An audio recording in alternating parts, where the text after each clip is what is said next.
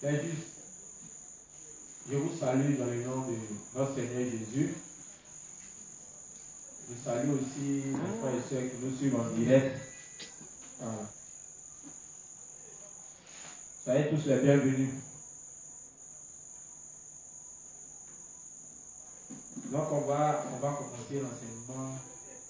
On va débuter par la prière. Voilà, parce qu'il est important à chaque fois de prier avant de faire toute chose dans l'église de Dieu. Donc sur ce, on va se disposer et je vais demander à juste Élie de conduire la prière. Amen. Donc les justes, ensemble, disons merci à Dieu parce qu'il nous a rendu sans péché et confions-lui le moment. Prions. Père éternel, nous te disons merci. Nous sommes infiniment reconnaissants de la grâce que tu nous as faite, car ce n'est ni par nos œuvres, ni par le bien que nous avons pu aujourd'hui obtenir le salut. Mais c'est bien évidemment par les œuvres salvatrices de ton Fils Jésus-Christ, que sont son baptême, sa mort, sa résurrection et son ascension, auxquelles nous portons véritablement foi, qui nous rendent aujourd'hui parfaits devant toi pour toujours. Nous croyons que nous sommes devenus ainsi tes enfants et que tu nous as laissé le Saint-Esprit qui habite en nous et nous guide dans notre vie de foi. Merci Dieu des justes parce que tu nous as rendus sans péché devant toi pour toujours.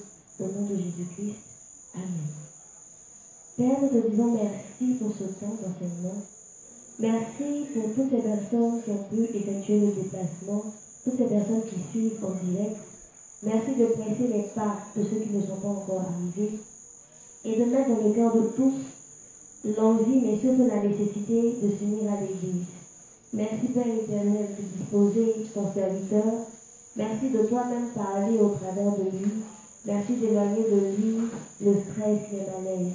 Merci de nous disposer à entendre et à comprendre ta parole, chacun selon son niveau de foi. Merci Père parce que tu nous as guidés en ce soir. Au nom de Jésus-Christ, nous avons prié. Amen. Amen. Okay. Donc les justes, on va commencer par faire le résumé de l'enseignement d'hier. Oui, les justes, c'est la souris. Ou bien d'avancer sans qu'on me fasse un résumé. C'est pas intéressant. Il y a la juste Élie qui veut parler.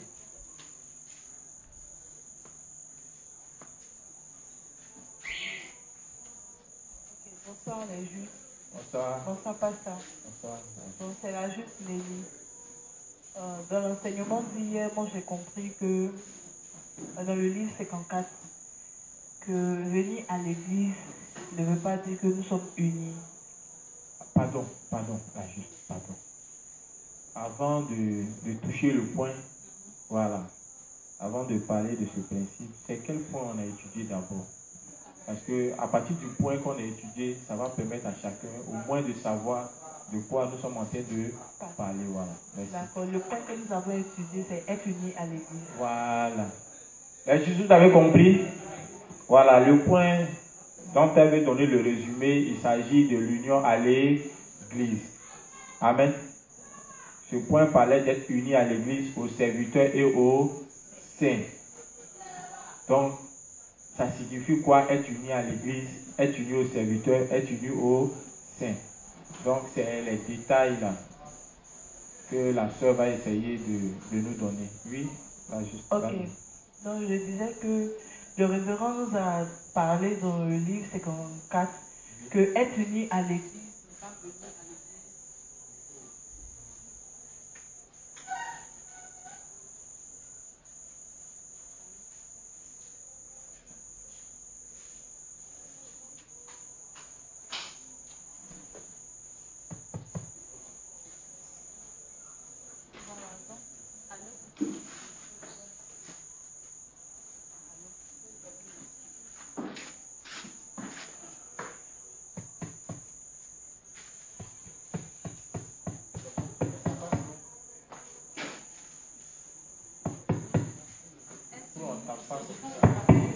On tape pas.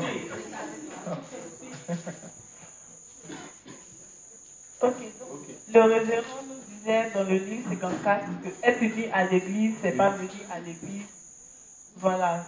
Que venir à l'église. Oh, il a fait, il est perdu même.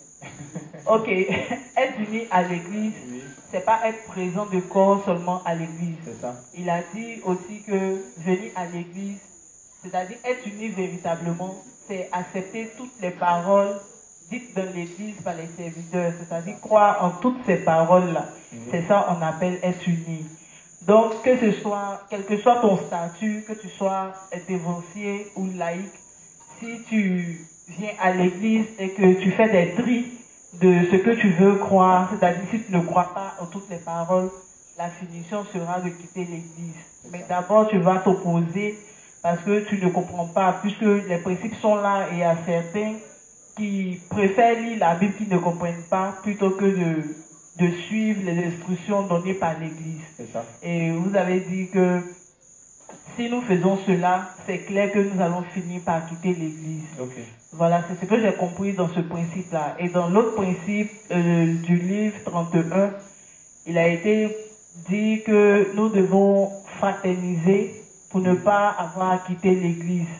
Et j'ai compris que lorsque nous venons à l'église et que nous sommes les premiers à aller à la maison, C'est ça. cela nous permet de ne pas vraiment nous fraterniser. Bon, c'est que si nous connaître, parce que c'est lorsque nous restons que nous arrivons à échanger avec nos frères et sœurs et qui permet que nous ayons vraiment des liens forts qui vont vraiment nous permettre de pouvoir prier les uns pour les autres et aussi nous supporter. Mais si nous nous voyons comme des amis et pas comme des frères, c'est clair que on ne va pas connaître l'importance des uns et des autres et on va finir aussi par quitter l'église parce que vous avez donné une histoire où il y a certains frères qui disaient avoir perdu des personnes mais n'ont pas été soutenus.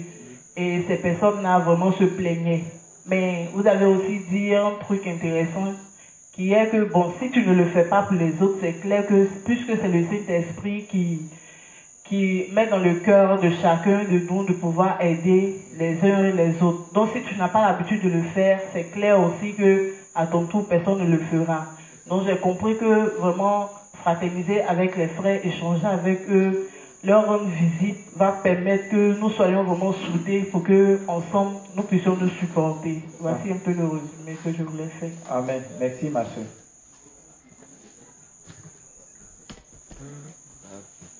Là, juste l'enseignement d'hier.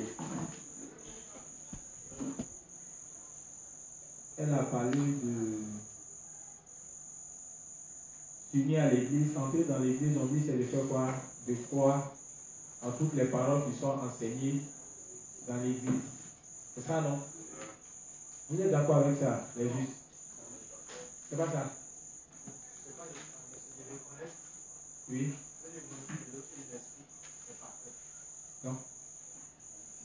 C'est de reconnaître que toutes les paroles qui sont prêchées dans l'église est la vérité. C'est ça, non? Ok. Vous êtes d'accord avec ça, les justes? Pourquoi? Pourquoi vous êtes d'accord? Voilà, mais pourquoi la main, il veut savoir? Le révérend a dit. Ou bien, le révérend a dit. Et puis on dit, pourquoi vous êtes d'accord? Donnez-moi votre opinion. Pourquoi vous dites que vous êtes d'accord? Vous donnez du coup. Pourquoi vous dites que vous êtes d'accord?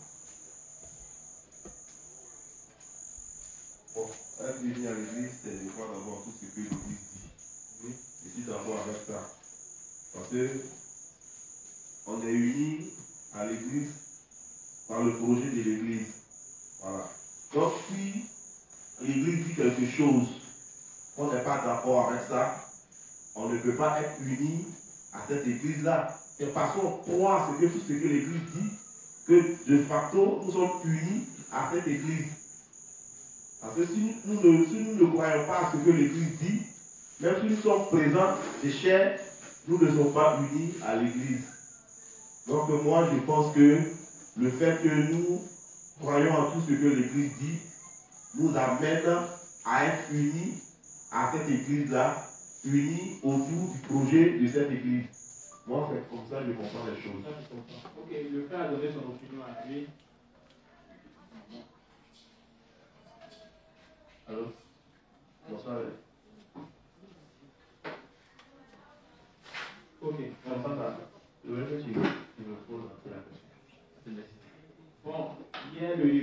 dit, entrer dans l'église, être uni à l'église, c'est de croire en tout ce que l'église enseigne comme parole. Voilà. Là, les juifs sont d'accord. Toi aussi, certainement, tu as dit que tu es d'accord. Voilà. C'est pourquoi il a voulu demander comme ça pourquoi vous êtes d'accord avec ce verset. Ok, donc moi j'ai dit que je suis d'accord parce que pour rentrer dans l'église, j'ai dû croire à l'évangile de l'eau et de l'esprit. Et l'évangile de l'eau et de l'esprit m'a été annoncé par l'église de Dieu.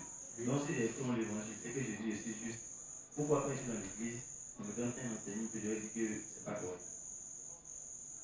Donc, ça veut dire que si je refuse l'enseignement que l'église me donne, c'est là peut-être que l'évangile de l'eau et de l'esprit auquel j'ai cru aussi n'est pas correct. Voilà, c'est pour ça moi je vois. Ok, merci. Je suis souvent mon tour. Allô. Bonjour les justes. Donc pourquoi on croit que se lier à l'église, c'est croire à tout ce que l'église dit? Parce que de base, ce que l'église dit, c'est pas enlevé quelque part. C'est enlevé de la parole de Dieu, la parole de Dieu qui est Dieu. Donc tout ce que l'église dit vient de Dieu. Et donc nous devons croire en ça parce que de base, nous croyons en Dieu. Tout simplement. Ok. Oui. À la question de savoir pourquoi je crois que ce principe est vrai, je crois que ce principe est vrai parce que c'est le révérend qui l'a dit. Et puisque c'est du révérend que j'ai connu l'évangile de l'esprit, si le révérend dit qu'on doit croire en tout enseignement pour être unis, alors c'est vrai. C'est ça que je comprends. Merci. Ok, vas-y. Merci les juges pour votre résumé. Bon, dans la vie courante même là, si je prends l'exemple par exemple, comment on appelle, des étudiants, voilà, des élèves, étudiants et autres. On accepte les enseignements du professeur, pourquoi? Parce qu'on estime que c'est vrai, ou bien. Bon, quelqu'un qui ne croit pas que l'enseignement d'un professeur ou bien d'un enseignant est vrai, est-ce qu'il peut continuer de venir à l'école? Hein? Non? Il ne va jamais venir. Il ne sera jamais en classe. Mais si on va à l'école, si on est toujours en classe, si on est assidu au programme de l'école, c'est parce qu'on estime que ce qui est enseigné à l'école est comment? C'est la vérité, c'est juste. C'est pareil. Dans l'église, c'est pareil. Le révérend dit, quelqu'un qui est entré dans l'église, quelqu'un qui est venu à l'église, c'est parce qu'il croit que tout ce qui est dit dans l'église est comment? Est vrai. Et c'est pas ça qu'on se comprend. Il dit, il vient, il est uni à l'église, il est dans l'église parce qu'il estime que tout ce qui est dit est vrai. Donc aussi longtemps que tu ne crois pas que tout ce qui est dit dans l'église est vrai, il dit même si tu es dans l'église, est-ce que tu es entré dans l'église? Il dit que tu n'es pas encore entré. Tu es dans l'église, mais tu n'es pas encore entré dans l'église. C'est vrai, l'église c'est le rassemblement des saints, mais l'église même est d'abord spirituelle. Ou bien, on dit l'église est quoi? Elle est le corps du Christ, n'est-ce pas? Or, pour être uni à Christ, il nous faut faire quoi? Pour être uni à Christ, pourquoi en Christ là? Pour être attaché à Christ, il faut quoi? Il faut croire en toutes les paroles qui sont communiquées par qui? Par le Christ, n'est-ce pas? Dans la Bible, je crois bien dans Jean, il dit faire la volonté de Dieu, c'est quoi? C'est croire en celui que Dieu a envoyé, n'est-ce pas? Les paroles de Dieu là, je vais vous poser la question. Comment Dieu communique sa parole? C'est toujours par le canal de qui? Ses serviteurs. Amen. Donc s'il dit, aussi longtemps qu'on vient dans l'église, toutes les paroles qui sont données, on doit faire quoi? On doit croire. On croit parce que on s'est dit que tout ce qui est dit dans l'église vient de qui? Ça vient de Dieu. On se comprend les justes. Aussi longtemps qu'on croit que tout ce qui est dit dans l'église vient de Dieu, c'est ce qui nous permet de faire quoi? De nous unir à cette église. Aussi longtemps qu'on n'est pas unis, et on ne croit pas en tout ce qui est dit dans l'église, c'est tout à fait normal qu'on ne soit pas unis à l'église, on ne soit pas encore entré dans l'église. Amen. Ok. J'avais des exemples, je ne sais pas, ça m'échappe. Mais c'est qu'en parlant, ça va venir.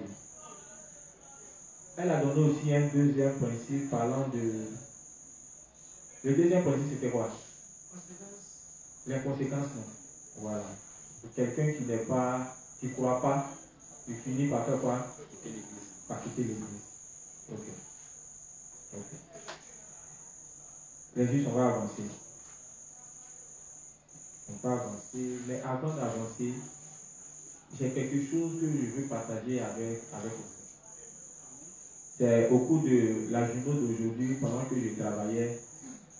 En fait, c'est Dieu qui fait tout. Voilà. Pas plus loin, même quelques jours de cela, la semaine passée jusqu'à cette semaine, on avait parlé de savoir ce qu'est l'Église de Dieu, pouvoir nous unir à elle, n'est-ce pas? Et en parlant de ça, on a essayé de donner un peu les caractéristiques de la véritable Église, afin de nous unir ou bien de ne pas nous unir. Ok. Aujourd'hui, comme ça, ils sont en train de travailler et puis j'ai eu un client, voilà, que j'ai pris à l'académie. À l'académie, il est quitté en France. Voilà. Je l'ai pris, à peine il commençait à pleuvoir et puis bon, on a négocié le prix, puis il est monté et puis on a pris la route. C'est lui qui a commencé à parler. Bon, il se plaignait du fait que les hommes de Dieu, franchement, ils abusent. Il dit sa maman est malade. Il a tout fait. Misé pour ses soins et autres et il n'y a pas de suite. Donc, c'est avec les conseils de la mère de sa chérie, sa petite amie, voilà, qu'il allait voir une femme qu'il appelle femme de Dieu. Voilà. Donc, bon, il ne pense pas que c'est une prophétesse. Si le document, elle est pas. Ouais, elle est bergère. Voilà. Donc, sa maman est malade. Elle a AVC. Il a essayé tous les moyens, l'hôpital, tout. Ça passe pas, il n'y a rien. Donc, il s'est dit que peut-être que c'est un problème spirituel, un problème mystique. Donc, il va aller voir les hommes de Dieu. Et c'est comme ça, ils lui ont conseillé d'aller voir la bergère. Donc, on ne veut pas dire le nom de la communauté. Quand vous entendez bergère, déjà, vous savez de quoi il s'agit. Il était dans tous ses états. Parce que, arrivé là-bas, la consultation, d'abord. Il y a le prix de la consultation et puis c'est comme une ordonnance qu'on lui a donnée. Bon, devinez la facture de l'ordonnance qu'on lui a prescrit là-bas. Bon, avant de donner la facture, elle va citer déjà ce qu'on l'a prescrit pour la guérison de sa maman qui a AVC. Voilà. Donc au passage, pour ceux qui veulent traiter un AVC, voilà. Il y a des informations qui... Ok. Recommandation. Oui. 4 paquets de bougies. Ok. Donc pour guérir son AVC, elle a besoin de 4 paquets de bougies. D'abord, oui.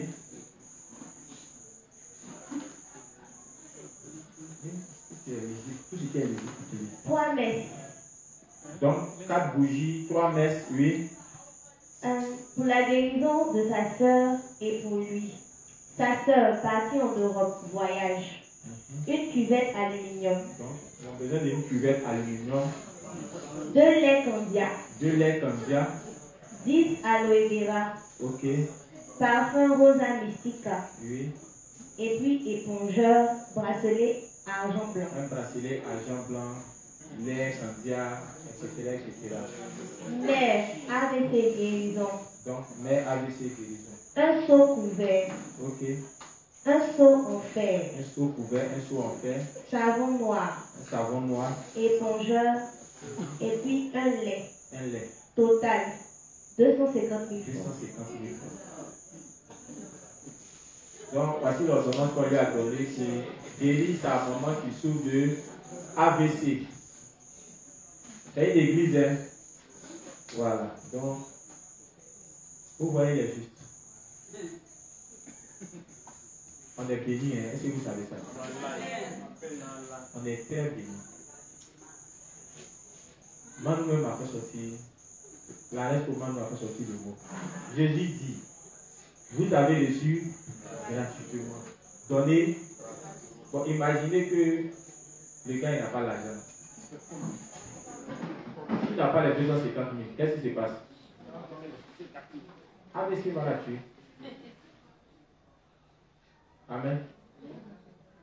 Donc, voilà pourquoi on vous dit de faire très attention à quelle église vous unissez après être né de nouveau. Bon, c'est bizarre. Dans l'église de Dieu, on n'a jamais structuré l'argent pour prier ou bien traiter le mal d'un saint. Au contraire, même c'est l'église qui débouche les fonds pour aider les gens à retrouver la santé. Amen. C'est Dieu même qui a permis qu'il était dans tous ces états. C'est français. Donc imaginez les mots qu'il employait. Il riait seulement. Et puis il dit, il va aller dire ça à sa soeur, au moins l'expliquer. La dame dit, non, il ne faut pas l'expliquer ça. Si tu as l'argent, il faut payer ça en même temps. Il dit, il a grandi en Côte d'Ivoire. Et ces gens de choses-là, lui ne peut pas. Attends, il le voit comment même. Il était dans tout ça. Il était dépassé. Il dit en France, les gens ont du mal à croire au christianisme. Parce qu'ils se disent que c'est tout ça là. Qu'en Europe, les jeunes, ils ne croient pas. Et généralement, quand ils fréquentent les églises, c'est les vieux. Ils sont sur le point de mourir là. Et là, ils vont à l'église. Sinon, les jeunes, mais il dit c'est à cause de toutes ces pratiques-là. Il dit ça, il dit c'est une féticheuse. Lui, il n'a pas manqué de le dire. Ça m'a fait mal parce que le matin, bon, ces 2 temps-là, je n'ai pas de chauffeur sur la main. Donc, c'est moi-même, chaque jour, je dois travailler depuis finir en 17h, venir enseigner. Donc, ça me fatigue. Sinon, d'habitude, je prends au moins un livre, je mets ça sur mon tableau de bord, puis je commence à travailler. Imaginez si avec mon livre. Ça m'a fait mal, hein. J'ai descendu à la psychologie. Il n'y avait pas au moins un livre. Parce qu'il a en quête de solutions. C'est vrai, on a échangé, mais vous savez, les gens, les causeries comme ça, là, c'est pas assez profond. Voilà. C'est pas assez profond. Donc, comme il était un peu pressé, au moins s'il y avait mon livre, comme j'ai l'habitude, il allait prendre. Et puis, je sais qu'avec la prière, Dieu allait le pousser au moins à l'aimer.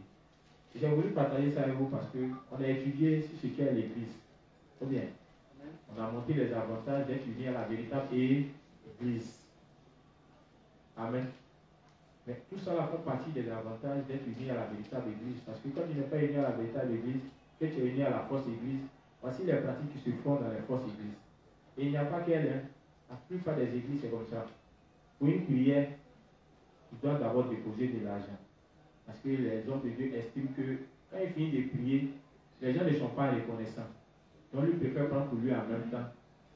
Que la prière soit exaucée ou pas, c'était sûr. Si tu peux continuer ton chemin, il faut continuer. Néanmoins, lui, il a déjà pris son argent. Il trouve que l'ouvrier mérite son salaire, donc lui ne peut pas faire des prières. Et puis après, il va laisser dans la faim. Lui, ça n'arrange pas. Amen. Donc, j'ai voulu partager ça un peu avec vous. En fait, ces choses-là, on l'a dit ici. Beaucoup ont pensé que c'est parce qu'on veut critiquer certaines communautés ou bien certaines confessions religieuses. Non, ça n'a rien à voir. Si Dieu a permis que ce gars-là tombe sur lui, c'est parce qu'en rapport avec les cours qu'on a eu à voir, ça va permettre à chacun de comprendre un peu l'importance des enseignements que nous sommes en train de partager. Amen. Amen. Voilà. Donc, je reviens sur notre thème. On parle de l'union. Le révérend dit un saint qui est véritablement entré dans l'église, un saint qui est véritablement uni à l'église, c'est quelqu'un qui croit que tout ce que l'église enseigne est la vérité. Si tu ne crois pas que c'est la vérité, tôt ou tard, tu finiras par quitter l'église. Amen. Non seulement ça nous permet de savoir que si nous ne croyons pas tout ce qui est dit dans l'église, on doit savoir que plus tard on finira par quitter. Donc il y a lieu pour nous de nous examiner. Amen. Ça nous permet aussi de savoir que ceux qui quittent l'église là, on ne doit pas normalement s'inquiéter ou bien penser autre chose. Le révérend explique en quelque sorte l'origine du fait que les gens quittent l'église par moment. Ça peut être dû au fait que depuis longtemps même, il est dans l'église, mais il ne croit pas. Si tu es dans l'église que tu ne crois pas en tout ce qui est dit, mais c'est tout à fait normal que du jour au lendemain, tu te retrouves hors de l'église. Parmi vous ici, là, qui peut être avec un homme à qui il ne croit pas? Donc il ne croit pas toutes ses paroles. Ça n'existe pas. Tu ne peux pas t'unir à un homme, donc toutes les paroles qu'il dit, tu trouves que c'est du mensonge. C'est que tu es là, c'est pas pour la vie. Tu es là pour un autre objet. Sinon, on se met avec quelqu'un qui on a confiance, on estime que tout ce qu'il dit est vrai. Ou bien, quand je parle de vérité, je ne vais pas parler de vérité en tant que vrai, hein. Mais au moins c'est quelqu'un qui est bien, c'est quelqu'un qui est sérieux dans ses sentiments. L'église c'est pareil. L'église donne des enseignements. Si on ne croit pas aux enseignements qui sont donnés dans l'église, là, on est dans le pain. Mais je sais qu'il y a une seule chose qui peut pousser les saints à ne pas croire aux enseignements qui sont donnés dans l'église. La plupart du temps, c'est les principes. C'est les principes qui fatiguent les justes. Surtout les dirigeants même. Oui. Beaucoup de dirigeants des assemblées de justes ne croient pas aux enseignements qu'on donne dans l'église. Ils ne croient pas. Beaucoup pensent que c'est comment on appelle, des enseignements qui sont venus de pasteurs, donc ils préfèrent les jeter. Même s'ils ne font pas partie de nos assemblées, le révérend dit, on doit être unis à la véritable église. L'église, c'est d'abord l'église spirituelle qui a été bâtie par le révérend. Nous, on a pu entrer dans l'église du révérend parce qu'on croit en toutes ces paroles. Même étant en Côte d'Ivoire, actuellement où il vous parle là, on est dans l'église de Corée. Est-ce que vous savez ça? Amen. Les mêmes enseignements qu'ils partagent en Corée, c'est les mêmes enseignements que nous partageons ici. La preuve en est, c'est tous les sermons qui sont prêchés qu'ils enregistrent. C'est ça qu'ils ont compilé en ces mots. Donc l'église n'a rien fait que prendre ce qui est déjà enseigné dans les livres et puis donc ça sous forme d'enseignement. Maintenant, toi tu dis que tu crois au révérend. Tu dis que tu es uni au révérend, mais tu ne crois pas aux paroles du révérend qu'on t'enseigne. Vous ne m'avez pas qu'il y a un problème. Donc je ne parle pas seulement d'ici, mais pour toute autre assemblée qui estime croire au révérend, qui estime être uni au révérend et rejette les principes, ça veut dire quoi? Il n'est pas uni. Il n'est pas encore entré dans l'église que le révérend a bâti. Il n'est pas encore entré. Amen. Ok. On a expliqué les conséquences. Les conséquences, c'est que ce dernier-là fera quoi? Il va quitter l'église. C'est pourquoi vous comprenez que le révérend dit, c'est pas parce que quelqu'un est né de nouveau, il est à la tête d'une assemblée, il y a des saints sous sa coupole, que ça forme l'église de Dieu. Ça ne forme pas l'église de Dieu. Amen. Voilà, c'est une assemblée de personnes nées de nouveau, mais ils ne forment pas encore l'église de Dieu. Amen. Ok. On avait parlé de quoi d'autre? C'est tout. Livre 31. Livre 31 parlait de quoi? On dit ceux qui ne fraternisent pas après le culte. Ils finiront par faire quoi? Par quitter l'église. En parlant de fraterniser, qu'est-ce qu'il a voulu dire par là? Fraterniser. Il dit ceux qui ne fraternisent pas vont quitter l'église. Fraterniser. Les justes. En parlant de fraterniser, on avait parlé de quoi? Oui.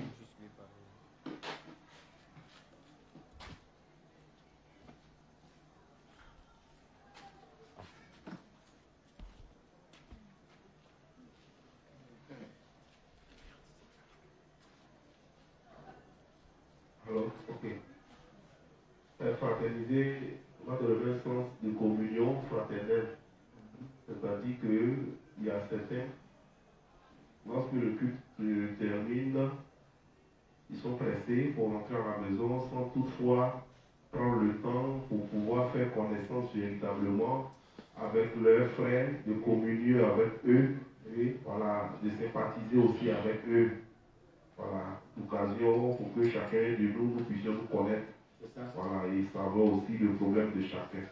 Mais quand tu vis toi seul dans ta bulle, il est difficile pour toi de pouvoir t'en sortir parce que quand il y a un problème, qui tu verras pour pouvoir t'aider à pouvoir t'en sortir. C'est ça. Voilà, et c'est ce qui va amener beaucoup de justes à abandonner la foi. Parce que lorsqu'ils auraient un problème, qu'ils verront qu'il n'y a personne autour d'eux, alors qu'ils oublient que c'est eux-mêmes qui ont créé cette situation-là parce qu'ils n'ont aucune affinité dans l'église. C'est ça. Ils finiront tôt ou tard par abandonner la foi et quitter l'église. Ok, merci. Donc, fraterniser, c'est fraterniser entre frères et sœurs, c'est fraterniser avec nos dévanciers, c'est fraterniser avec nos responsables. Amen. Ça permet de, comme il a dit, de communiquer. Ça permet aussi de soumettre nos différentes préoccupations et problèmes. Voilà.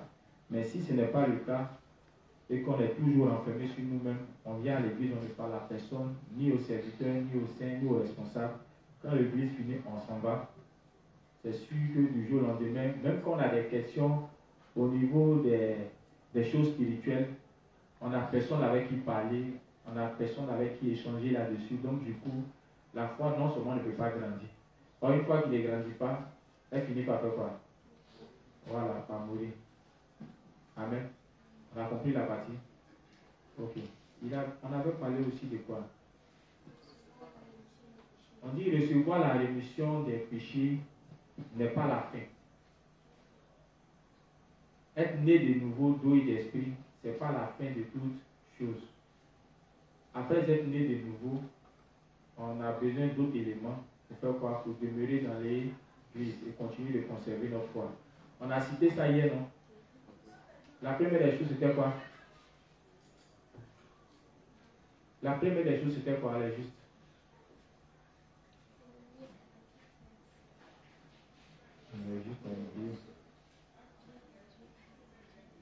On est en train d'étudier des principes. Oui, Elie. Communier avec les frères et sœurs. Quand tu nais de nouveau, ce n'est pas la fin. Ce que le révérend te demande, c'est quoi? C'est d'être uni. Mais en parlant d'être uni, il dit la première des choses, c'est quoi? C'est communier avec ses frères et sœurs. Comme il a dit tout à l'heure, c'est fraterniser. Parler avec tes frères et tes sœurs, avec les dévanciers et autres. Deuxième chose, c'est de faire quoi? Servir l'évangile. C'est de servir l'évangile. Puisque le but pour lequel l'église est établie, c'est quoi? C'est de donner la rémission des péchés aux âmes. Donc si tu dis que tu es uni à l'église, c'est que tu dois avoir le même but et le même objectif que l'église de Dieu. Donc si l'église prêche l'évangile, que tu dis que tu es uni à l'église, normalement on doit te voir en train de faire quoi? On doit te voir en train de prêcher l'évangile. C'est pourquoi ceux qui viennent dans l'église, mais qui ne prêchent pas l'évangile, le Seigneur dit qu'il fera par la fin. Il va les jeter en enfer. Donc, tout le temps où j'étais dans l'église, mais qui n'ont pas pris la peine de partager l'évangile, ça veut dire qu'ils n'ont jamais été unis à Christ. Non. S'ils sont unis à Christ, pourquoi Christ les renvoie en enfer? C'est pourquoi dans l'Apocalypse, il dira quoi?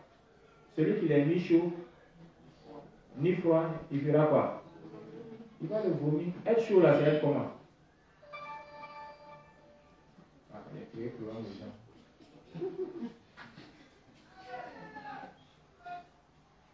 Être chaud, c'est être quoi?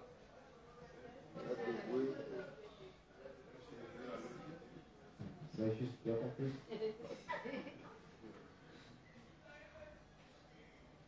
Donc, naître de nouveau n'est pas la seule chose. Après ça, on doit s'unir, on doit prêcher l'évangile. On doit aussi se laisser quoi? Conduit par qui? Par les serviteurs. Amen. Examinons-nous. Est-ce que ce que le révérend dit là, c'est ce qu'on fait? Le révérend dit, ce qu'il est en train d'enseigner, on est en train d'enseigner actuellement, si quelqu'un ne pratique pas ça, ça signifie quoi? Il n'est pas uni. Comme je l'ai dit là, il ne s'agit pas seulement des plus petits. Même si tu es grand, tu estimes que tu es grand dans la foi, si tu ne viens pas dans l'église, tu ne fraternises pas avec tes frères et sœurs, tu ne t'unis pas à l'église pour prêcher l'évangile, tu ne te laisses pas diriger par les serviteurs, ça signifie que tu n'es pas encore uni. Tu es présent. Les justes, ce qu'on est en train d'étudier, ce n'est pas pour aller regarder dans la vie de quelqu'un, pour voir s'il est uni ou pas. Les justes, quand on donne un enseignement, au lieu de se regarder eux-mêmes pour examiner leur foi, non, il est en train de parler de telle personne parce qu'il estime que telle personne ne vient pas à l'église, ne prêche pas l'évangile ou bien ne fraternise pas. Si tu te comportes comme ça, ta foi n'est pas correcte. Ces principes-là parlent de chacun de nous. Donc, pendant qu'on est en train d'enseigner, c'est à chacun de s'examiner. Regarde dans ta foi là. Est-ce que tu es réellement uni à l'église? Est-ce que tu fraternises avec tes frères et sœurs? On peut comprendre que tu es timide. Oui, mais dans la justice, je vous assure que la timidité n'a pas de place ici. Parce que en parlant de timidité, moi-même là, je suis plus que timide. Oui, je suis quelqu'un qui a beaucoup honte et puis j'aime rester dans mon coin. Mais bizarrement, dans l'évangile, ça n'a pas été le cas. Voilà, ça a été. Et puis quand tu es juste, que tu rencontres une personne juste, vous n'avez pas remarqué, le courant passe très vite. Quand on arrive à l'intérieur, je vous assure, pour quelqu'un qu'on rencontre le même jour, le courant passe vite. C'est le même esprit. Mais imaginez quelqu'un qui a du mal à s'approcher de son frère ou de sa soeur, c'est qu'il y a un problème à sa foi. Oui, il y a un véritable problème. C'est que le Saint-Esprit, franchement, est en train de s'assombrir. Et remarquez, quand quelqu'un commence à perdre progressivement la foi, il a du mal à être parmi les saints. Oui, il a du mal à être parmi les saints. Par moments même, il a honte. Quand il voit les saints, il se cache. Donc, si tu es là que, bon, tu te comportes comme ça, tu dois aller voir ta foi. Amen. En temps normal, on partage le même esprit. Donc, quand on se voit, le courant doit passer normalement. On doit se sentir à l'aise dans l'église. Parce que hors de l'église, tout ce qu'on fait, c'est pour la chair. C'est pour le diable. Donc, quand on est dans l'église, normalement, on doit se sentir comme si on était dans notre maison. Comme si on était parmi nos frères et sœurs. Amen. Ok, on va poursuivre les justes. Livre 17, page 221, paragraphe 2. Livre 17, page 221, le paragraphe 2. La bonne vie de foi est vécue en suivant ce que l'Église de Dieu détermine être exact et en participant à ses décisions. Tandis que chacun de nous doit considérer l'évangile de l'eau et de l'esprit individuellement et recevoir la rémission du péché, Oui. nous devons nous unir à l'Église de Dieu si nous voulons servir le Seigneur, obéir à sa volonté et mener une vie de foi appropriée. Une fois que nous recevons la rémission de nos péchés, Oui. nous devons être avec l'Église de Dieu. Ok. En d'autres termes, Oui. quand nous voyons comment nos prédécesseurs de la foi et de l'Église prennent une certaine décision Oui. et prennent la direction, nous devrions marcher en avant ensemble, en union avec elle. On reprend. Une fois que nous recevons la rémission de nos péchés, nous devons être avec l'Église de Dieu. En d'autres termes, quand nous voyons comment nos prédécesseurs de la foi et de l'Église prennent une certaine décision et prennent la direction, nous devrions marcher en avant ensemble, en union avec elle. C'est juste, on a compris la partie. Être uni à l'église, c'est quoi? C'est accepter toutes les décisions qui sont prises où? Dans l'église. Amen. Tout ce que l'église prend comme décision, si nous disons que nous sommes véritablement unis à l'église, on doit faire quoi? On doit accepter les décisions de l'église et puis on doit faire quoi? On doit suivre. Si une personne dit qu'elle est unie à l'église, que les décisions prises par l'église, elle les rejette, ça veut dire qu'elle n'est pas unie à l'église. Amen. Il y a, par exemple, dans les livres Il y a le révérend qui parlait comme ça de... Je vais prendre quel exemple.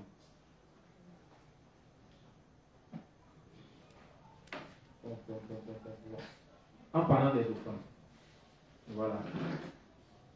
L'Église comme ça a pris la décision, depuis même le révérend au travers de ses principes, voilà, que chaque zone, en temps normal, qui gère les offrandes, en temps normal, il y a des inspecteurs, voilà, qui doivent par moment les rendre visite. On se comprend, non? Ils doivent en temps normal passer dans les zones et puis faire le point de tout ce qui est comme offrande, voilà, dans la zone. Parce qu'on estime que l'argent qui rentre dans la caisse de l'église, ce n'est pas la propriété privée d'un serviteur. Donc, voilà pourquoi les inspecteurs passent par moment pour s'assurer que l'argent qui rentre dans la caisse de l'église est bien géré par le dirigeant de cette assemblée. Donc, il va donner l'exemple de, je crois bien, Limji, voilà, un des serviteurs d'une église branche, lui qui refusait carrément, voilà, il refusait carrément de faire le point des offrandes.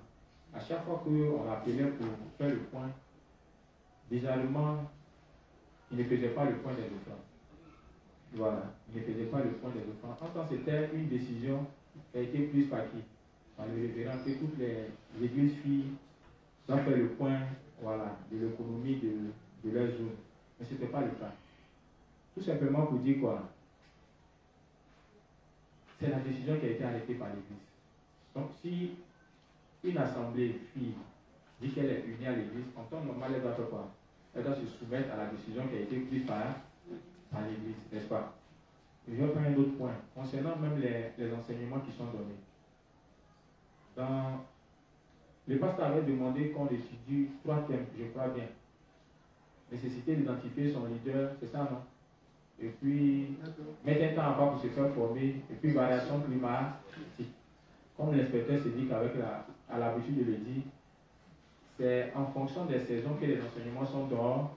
Mais le pasteur avait voulu que dans chaque zone, ces enseignements-là soient communiqués tous les dimanches. En temps normal, c'est la décision qui a été arrêtée par qui? Par l'Église. En temps normal, dans chaque zone, si un prédicateur se trouve dans la zone, normalement le thème qu'il doit trouver, c'est quoi? Les 3 thèmes qu'on doit trouver. Si on arrive dans une zone que les 3 thèmes ne sont pas là, ça signifie qu'elle n'est pas unie. À moins que cette zone, elle ne fait pas peut-être des réalités de la zone, raison pour lesquelles elle veut changer de thème. Mais si cette zone-là n'informe pas l'hierarchie qui a pris la décision qu'on étudie ces 3 thèmes, ça veut dire qu'elle fait son chemin à part. Amen. Elle n'est pas carrément unie. Je me rappelle qu'on est allé à Issia. Il y a l'inspecteur Omia qui avait fait sortir un principe, franchement, qui a vraiment plu au sein de Issia. C'était concernant les principes. Voilà. J'aime revenir dessus parce que c'est important. En fait, c'est la vie de foi même qui est là. On a l'impression que les responsables de la VAR ne croyaient pas trop que les principes que nous étudions étaient la parole de Dieu. Enfin, c'est la décision qui a été prise par l'Église que dans toutes les autres, on étudie les principes en plus de la Bible. Amen. Et pour éclaircir l'esprit des responsables de la zone, il a fait sortir le principe où le révérend même est revenu sur les principes, en utilisant, je crois bien, le texte des autres. Voilà. En disant que vous respecterez mes lois et mes préceptes. Et en parlant de cela, il a fait un rapport avec les principes de Dieu. Il est revenu sans cesse. Il dit que on doit croire aux principes. En fait, ça m'a tellement plu. Et puis, ça a permis aussi au sein de la zone d'être éclairé. Et ça fait qu'à la fin, quand le responsable a pris la décision de quitter l'église sous prétexte que, bon, il estime que les principes que nous étudions, voilà, franchement, il ne se retrouve pas dedans, ça ne permet pas de grandir spirituellement. Je vous assure, le serviteur est parti. Les saints sont restés. Oui, les saints sont restés. Ça m'a tellement fait plaisir. Les saints avaient compris que, ils avaient plus compris que les dévanciers que ce qu'ils étudient là, c'est la parole de Dieu. Parce que ça a été tellement expliqué, bien expliqué par l'inspecteur et même le révérend, qu'ils ont fini par dire, mais attends. Il y a une première des choses qu'ils ont dit. Ils ont dit, mais les enfants qui sont en train de parler là, n'est-ce pas eux qui nous ont permis de naître de nouveau? Mais pourquoi, après nous avoir permis de naître de nouveau, ils veulent nous enseigner avec les principes, et puis c'est nous maintenant, on leur pose des conditions, c'est nous on les jette. Et j'ai estimé que ce n'est pas juste. Et si on est né par eux, c'est que tout ce qu'ils disent derrière là, on doit suivre. Et puis ils sont restés. Dieu merci, on a trouvé un autre responsable qui est obéissant. C'est lui qui est établi. Bientôt, nous, on ira encore avec l'inspecteur, travailler avec lui, et puis continuer le Dieu. Vous voyez que ce qu'on est en train de dire là, c'est des choses qui arrivent. Si tu estimes que tout ce que l'Église prend comme décision, ou bien l'Église dit, ça ne t'arrange pas, franchement, tu n'es pas encore uni à l'Église, tu n'es même pas encore entré dans l'Église. Ce qui est bien, c'est que les choses qui sont dites dans l'Église, ça ne vient pas d'un individu. Non. Ça vient depuis là-haut. En parlant de depuis là-haut, ça veut dire que tout ce que le révérend dit, tout ce que le révérend prend comme décision, vous avez remarqué quoi dans l'Église? On suit. On croit en cela, et puis on suit. Même si on n'est pas encore arrivé à tout obéir, mais au moins on est d'accord avec tout. La preuve en est, c'est ce qu'on utilise et c'est ce qu'on met à la disposition de tous les saints. Ça rend la vie du corps plus facile. Amen. Il peut arriver que l'Église décide par exemple d'aller au banco. Voilà, au banco. Je sais que quand la responsable organise ses activités concernant les sorties au banco, elle prend la peine de consulter les dirigeants de l'Église, que ce soit au niveau des prix, que ce soit au niveau des lieux même où on doit se recueillir. Si la responsable, elle a consulté les dévanciers et qu'il y a un lieu qui a été choisi, ça veut dire que c'est la décision qui a été donnée par l'Église parce qu'ils ont pris la peine d'examiner le lieu. Voilà, ils sont d'accord. Donc, ce qui est à dire quoi? C'est la décision de qui? De l'Église. En plus de cela, il y a aussi le prix, n'est-ce pas? Voilà. Peut-être que quitter ici, aller au banco, ça peut faire 300. Et puis la responsable peut dire, bon, ici au banco, ça fait 5 000. Certainement, l'Église a dû analyser le tout. Et puis, a été d'accord avec ça. Si on met ça à la disposition des saints, est-ce qu'on a besoin de se plaindre? C'est juste. Est-ce qu'on a besoin de se plaindre? Si nous disons que nous sommes unis à l'Église, normalement, que ça nous plaise ou pas, on doit quoi? On doit être d'accord. Oui, on doit être d'accord. Parce que bien avant même qu'on vienne dans l'église là, il y a eu des sorties qu'on fait étant dans les autres églises. Peut-être les 10 000, les 20 000, on ne payait pas. On payait. Mais si la décision a été prise par l'église, le montant a été donné, le lieu a été donné, qu'on se permet de se plaindre, voire même de ne pas participer parce qu'on estime que, bon, c'est pas juste. On est en train de faire quoi? S'opposer à quoi? À la décision de l'Église. En fait, je ne veux pas chercher les exemples plus loin. J'aime les exemples pratiques que nous-mêmes là, on vit. Oui. Parce que j'ai des frères et des soeurs que j'ai côtoyés qui ont estimé que, bon, ils ne sont pas d'accord. Petit lieu tout près au banco. 5 000. À cause de quoi? Et tout ça, ils ont dit qu'ils ne veulent pas partir. Ça, c'est un comportement qui montre que déjà, on est en train de s'opposer à quoi? Aux décisions de l'Église. Amen. Pareil, même quand on établit un responsable à la tête d'une direction. Oui, ça aussi, il y a beaucoup de problèmes là-bas.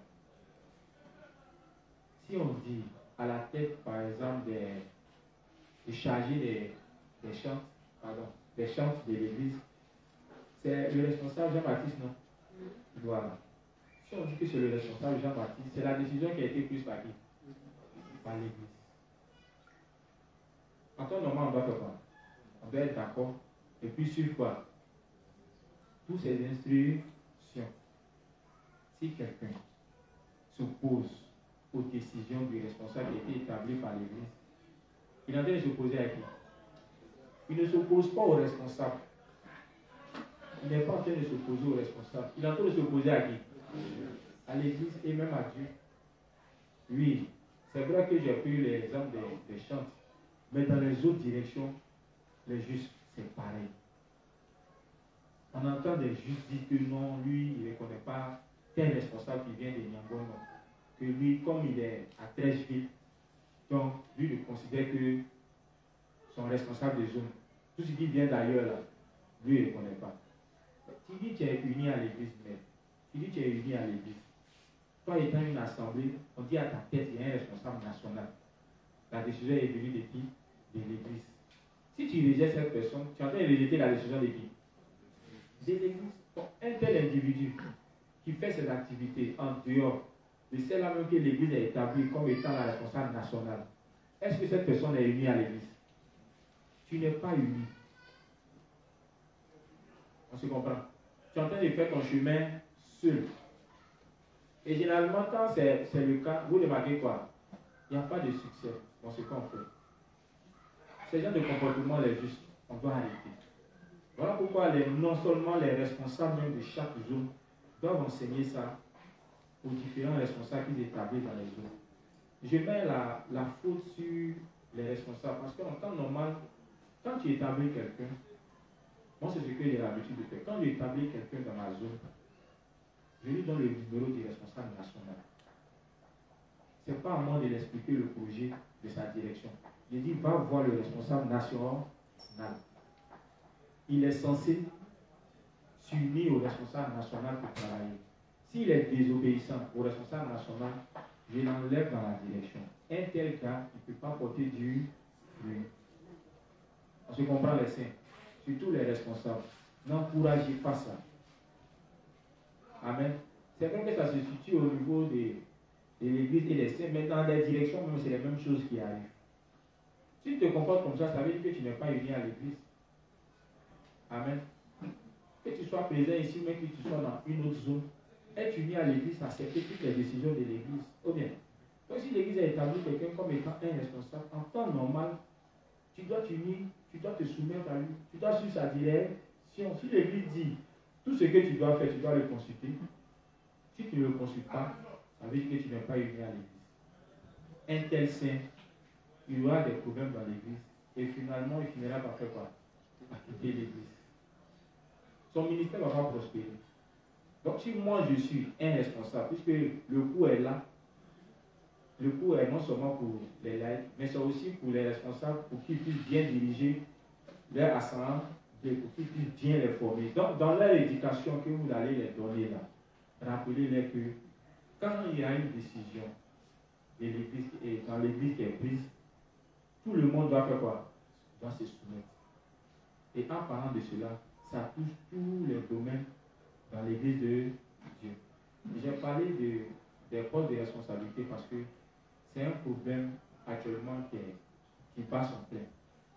Voilà, d'autres estiment que bon, tel responsable, il n'est pas à la hauteur, il ne devait pas être là. Bon. Donc, lui, il ne le reconnaît pas. Et qui vous a dit que dans l'église, quand on établit quelqu'un, c'est payer les fonds? Les justes. Qui vous a dit ça? Le critère sur lequel l'église s'appuie, c'est que la personne, il croit non seulement, et puis il est obéissant. Voilà. Parce que l'église estime que, aussi longtemps que quelqu'un croit, il obéit. Même quand il ne s'en sort pas, il fera quoi? Il va le consulter ses devanciers. Amen. La foi, là, elle ne vient pas un coup, c'est progressivement. Donc, on pourra faire les erreurs au départ.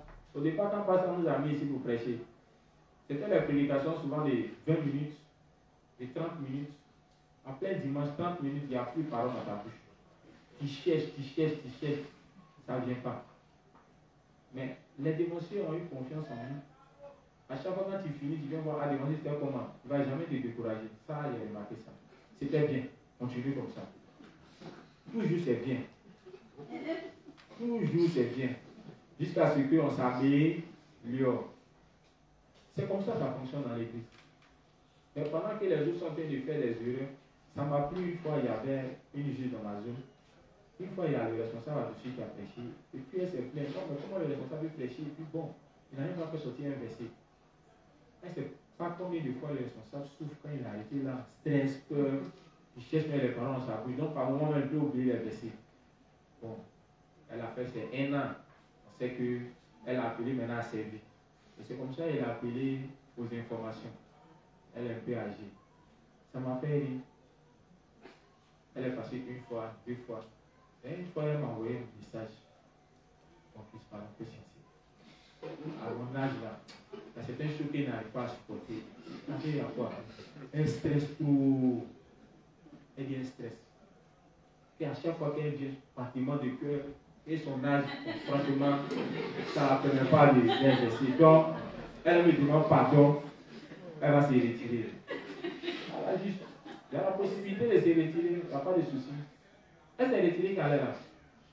En fait, ça m'a plu parce que je sais qu'elle a compris que quand on a arrêté là, c'est pas parce que, bon, certes, vous voyez le visage qui est serein, mais ce qui se passe à l'intérieur, c'est Dieu seul. Oui, c'est Dieu seul. Amen. On est là, c'est le Saint-Esprit. Par moment, le Saint-Esprit t'inspire, par moment aussi là, bon, ça dépend de ses humeurs. On ne fait rien de lui. Oui, ça dépend de ses humeurs. Quand les prégadeurs, il finit même là. Tu ne le sens pas. C'est le Saint-Esprit qui nous fait parler. À un moment, tu es inspiré, ça vient. Les docs viennent, les ciels sont à jaillir. À un moment, tu es là, bon. Quand même, tu cherches. Amen. Tu dis que c'est pas, ça ne vient pas de nous, en fait. Donc, on est là, on ne doit pas regarder. On ne doit pas juger, en fait. Voilà, on ne doit pas juger. Donc, au niveau des personnes que l'Église, voilà, prend des décisions en les établissant, si nous disons que nous sommes unis à l'Église, on doit accepter toutes ces décisions. Il y a, par exemple, au niveau de la confession de foi. La confession de foi. Vous vous rappelez qu'on faisait la confession de foi d'une autre manière avant, non? Voilà. Et que l'Église estimait que ça, c'est maintenant pour l'école du dimanche. Et puis maintenant, il y a une nouvelle manière de faire la confession de foi. C'est la décision qui a été prise par qui? En temps normal, si on veut faire une confession de foi maintenant, on doit faire quoi? Maintenant, je vais vous poser la question, elle est juste. Et il sait que confession de foi, là, il y a beaucoup qui agonisent. Parce qu'ils estiment que quand ils finissent quoi, confession de foi, les autres sujets même là, ils n'arrivent pas à continuer de prier.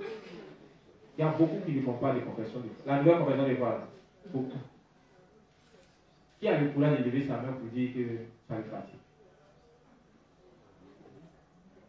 Ça fatigue. On peut comprendre que ça te fatigue. Oui, certains même ont décidé même de ne pas faire parce qu'ils estiment que bon, c'est dans quoi même l'Église est en train de nous mettre. Mais l'Église et les saints, est-ce qu'on a approché au moins un dévancier pour nous expliquer ça dans les moindres détails? C'est mal intéressant. En fait, quand tu comprends, ça devient plus facile pour toi de prier avec. Mais quand tu ne comprends pas, sincèrement, moi au départ, quand il a commencé, c'était lourd. Oui, c'était lourd même. Tu as remarqué, non? Ah, il faut que je confesse un peu. C'était dur. Oui. Et quand tu imagines que tu as commencé confession de foi, tu as réussi, comment on appelle, ton expiation, celui de tes frères, comment on appelle les gens du monde, puis ta famille, bon, c'est beaucoup. Mais c'est la décision de l'Église. Donc, on fait comment? Si tu n'arrives pas à le faire, et que tu crois que c'est la décision de l'Église, donc tu es d'accord avec ça, le reste, c'est de faire quoi? C'est de demander l'aide à Dieu. Seigneur, franchement, l'Église, voici la direction qu'elle nous donne actuellement. Mais franchement, c'est difficile. Fais ta prière. Toi, ce que tu dois aller chercher, c'est quoi? C'est toujours être uni à l'Église. Parce que c'est poussé par le Saint-Esprit que l'Église fait ces choses. Regarde un peu en parlant de faire l'expiation de nos frères et sœurs. Moi, j'ai vu que c'est très bénissant. Oui. Parce que ça guérit beaucoup de plaies dans vos cœurs. Vous avez remarqué ça? Bon, peut-être comme vous ne le faites pas, c'est pourquoi. Sinon, moi, depuis que j'ai commencé à le faire, ça guérit beaucoup de plaies dans mon cœur. Voilà. Les animosités, comment on appelle, les choses que j'avais à l'égard de mes frères et sœurs, franchement, ça commençait à disparaître.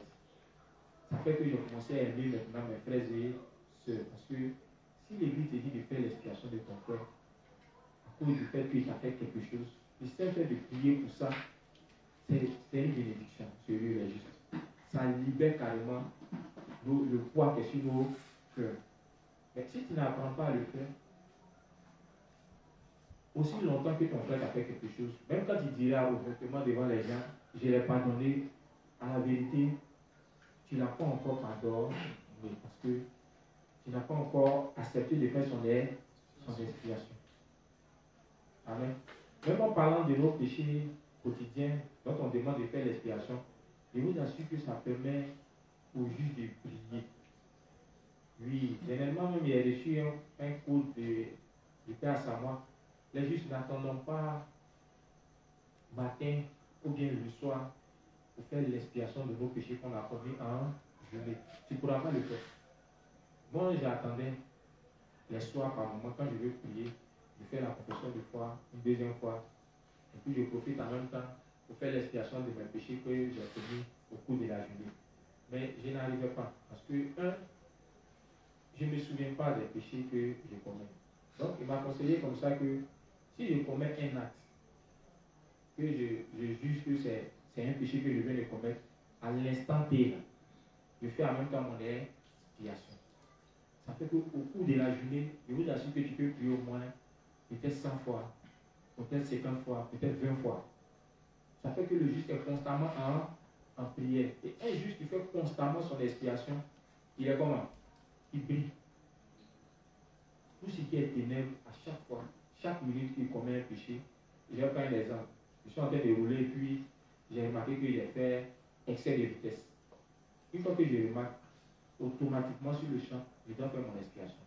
Ah Seigneur, le principe on dit de ne pas excéder dans la vitesse, de respecter, comme on appelle, les lois qui nous sont données, voilà, par les dirigeants de ce monde. Mais je viens de remarquer que j'ai dépassé les 70 km/h. Seigneur, je viens de commettre un péché, n'est-ce pas? Merci, parce qu'il y a 2000 ans de cela, même ce péché, tu l'as expié. Et puis quand tu finis maintenant, ce que tu veux désormais appliquer là, c'est ce que maintenant tu vas confesser. Merci Seigneur, parce que désormais tu me permets de rouler entre 60 et maximum 70 km. Tu ne viens pas de faire ton expiation. Tranquille quoi. Et à chaque fois, quand tu le fais, tu vois que ta lumière brille. Mais si tu laisses, bon, généralement quand on laisse, c'est parce qu'on estime que bon, ça c'est pas un péché. Et puis généralement, on attend pour les lourds péchés là, ça on attend pour faire notre expiation. Le révérend dit, quand on néglige les petits péchés, c'est ça là même qui touche notre foi. Est-ce que vous savez ça? On a l'habitude de prier, de faire l'expiation des gros péchés. Genre, il allait un jour au Babal. Bon, quand il n'y a pas de Babal, ceux qui ont les oreilles, ils comprennent de quoi il parle. Voilà. Il allait chez les prostituées. En quittant là-bas, sa conscience est blessée. Donc, il estime que ce qu'il vient de faire, c'est grave. C'est là même, il va faire une confession sincère. Mais ça, c'est vrai, c'est un péché. Mais ce n'est pas différent des autres péchés qu'on commet. Ou bien, si en passant, tu as peut-être, ou bien apprenti à brûler ta monnaie, tu t'es comporté autrement, tu dois confesser. Ou bien, tu dois confesser.